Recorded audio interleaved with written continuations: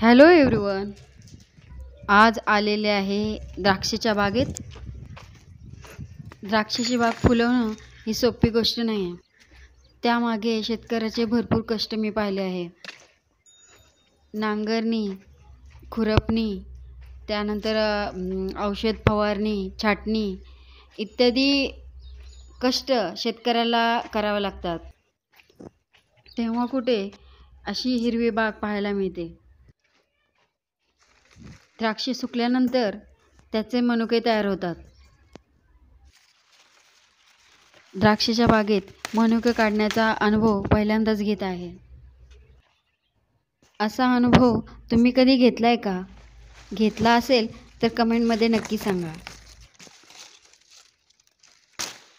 हे द्राक्ष अजून पूर्णपणे सुकलेले नाही आहेत.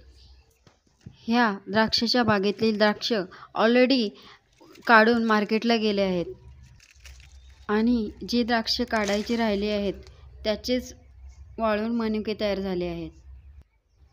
चला तर मग पुन्हा भेटूया नवीन व्हिडिओमध्ये. धन्यवाद.